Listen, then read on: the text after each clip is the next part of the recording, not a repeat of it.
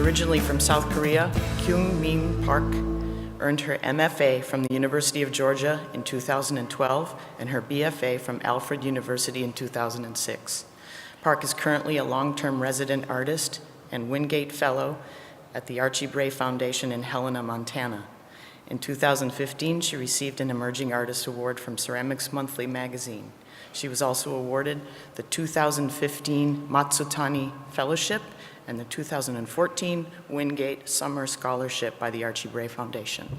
Please welcome Kyungmin Park.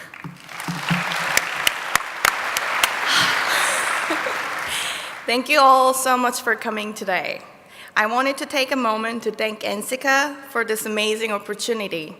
And next, thank you to Carrie Boxton and Brad Evan Taylor, who encouraged me to come and study in the States. Then I want to thank my undergraduate professor and career and other faculty at Alfred. I also would like to say thank you to Cristina Cordova. She is totally inspiring. And huge thanks to Ted Sope and Sung Gu-yeol from the University of Georgia. Of course, I would like to thank the Archie Bray Foundation and the fabulous people who work there. Special thanks to Lisa Napa and my clay sisters Kelly O'Brien and Taylor Rubena for helping me. All of my colleagues from Archie Bray Foundation, Alfred, and UGA as well. I'm sure I forgot to mention everybody here today, but I could not be on this stage without all your support. Last, I would like to give a huge thanks to my parents, who always been very supportive and always be there for me, including Bran and Ian. And since they couldn't come here today, I promised my parents that I will capture this honorable moment, and I need your help. Are you guys all ready? You probably saw me with this. All right. Ready? 1, 2,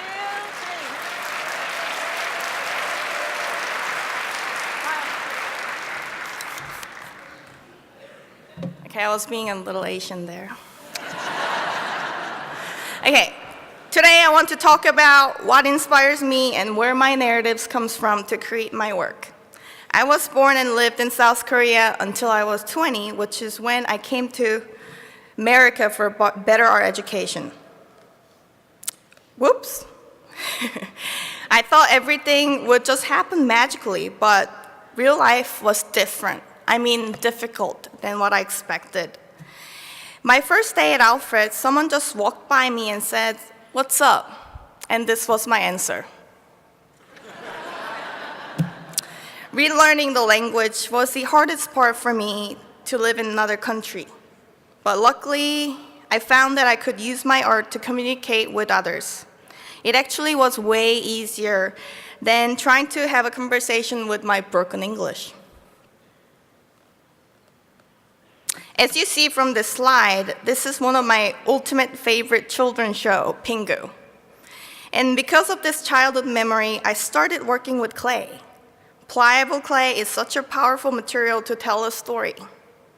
In the movie, characters do not speak Korean nor English, but their body language and facial expression tell the story. And one of the best things about clay animation is that you will see the maker's fingerprints everywhere. Hundreds and thousands of individual moments created by maker's fingers combine to make a whole story at the end. Since I was afraid and not confident enough to speak with others, I started to observe other people's body language and their facial expressions more often. This helped me to collect some clues to keep a conversation going, and soon enough that became one of my habits as well. These are my favorite research spot for new ideas. Corner at the coffee shop, library, or busy airport, where I can observe people without them noticing me. I mostly watch people's body gestures and movement, but also secretly trying to listen their conversations as well. From the random person's phone conversations or watching couples arguing, sometimes I can catch some interesting stories other than my own.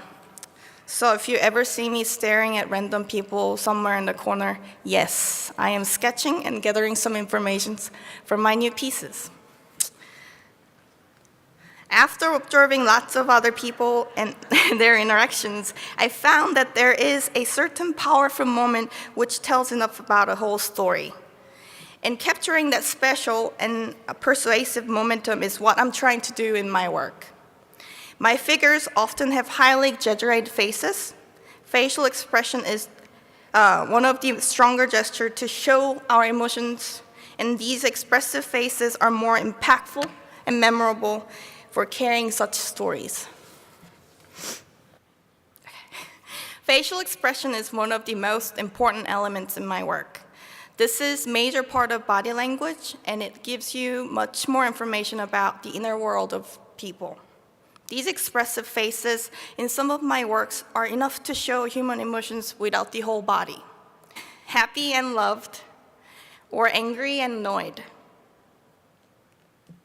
Once I decide which facial expression will go on each figure, I place them in a certain situation. It may not be a delightful moment, such as moment before you sneeze, or the moment you pop your nose zit. We all know exactly how it feels. Not really enjoyable moment, but somewhat very satisfying, right? My works are my personal journals. Instead of writing a story on my diary, I sketch how I feel about happenings or incidents and use them as source for my sculptures. Even though my work starts from my own personal stories, when the viewer look at my sculpture, they often transfer their own stories to it and restate my work with their own personal narratives. My sculptures often have more than one character. Not only do they have human figures, but they also can include a frog or a dog. I want these creatures to interact with each other and create their own relationships as well. Bright colored surfaces in my work often attract the eyes initially, drawing the viewers into the scene of anticipation of a new experience. However, on looking closer, the viewer faces unpleasant, unexpected movement, actions, or expressions in figures. Not just telling my personal stories through my work, I also try to pay attention to what is happening around the world. As an artist, I believe it is important to make a work that can bring up some consensus among people. When I was working on this piece, the Paris terror attack happened. And I often question, what can we do to make it better and safer future for us and for our next generation? And these thoughts and worries are reflected a lot in this piece. In 2014, I was a summer resident artist at Archie Bray Foundation. Now I'm back and working as a long-term resident. And since I moved to Montana, I have been noticing all the beauty in nature. Wherever you go, you're always surrounded by these incredible landscapes. Mountains and big sky, clouds, animals, all the things that I wasn't aware much before, and of course, they're starting to appear in my work as well. There are so many good reasons why the Archie Bray Foundation is such an amazing place to work as a ceramic artist. And the best part of it is you get to work next to these fantastic artists. And if one of your clay peers walks by you and asks, "What's up?" you'll see these amazing clouds everywhere over your head.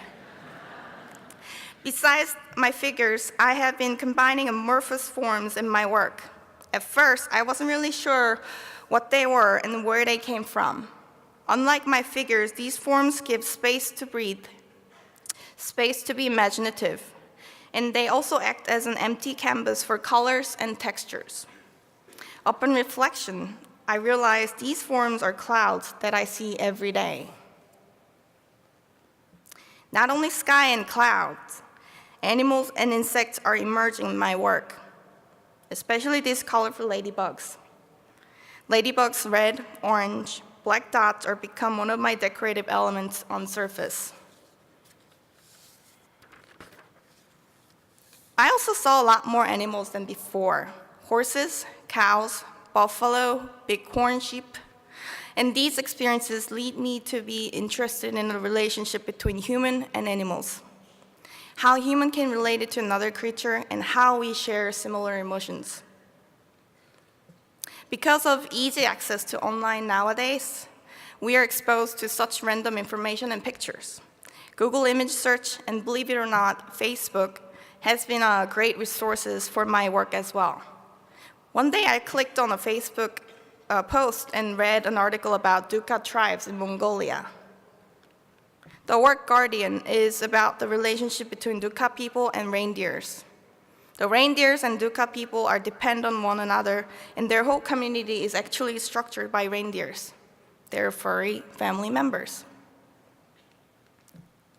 This is another amusing random picture I found online. This picture captures the essence of happiness in human and animal terms beautifully. A happy laughing Mongolian girl and laughing camel, couldn't ask for more. LOL, laughing out loud, is perfect title for this piece. From the picture I saw on the computer screen, I wanted to transform them into real life-size sculpture. Building large-scale sculpture was challenging for me, but it also gave me some new opportunity to play with gallery space. For the work Dreamer, I was inspired by one of the Disney movie, Dumbo. And when Dumbo accidentally gets drunk, he sees these pink elephants dancing around him in his dream. When most audience face this work, they probably see this peaceful-looking little girl laying on top of the pink elephant. But now you know where this image came from. Now, is she daydreaming or is she in trouble? Instead of making the work that people just look at without thinking much, I want to make a work that can raise some questions for people.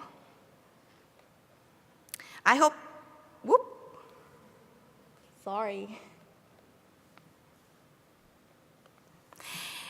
people look closely at my figure and find these unexpected, somewhat unpleasant or pleasant moments in them.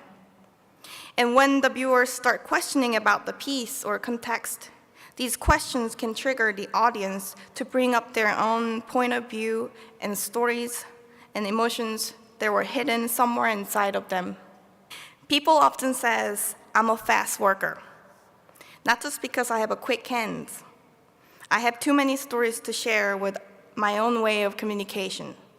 I'm very excited about all the communication that I will have in the future, which also lead me to another journey ahead as an artist. Thank you all again for being here today. And now y'all are sharing one of my most memorable times in my life. Thank you.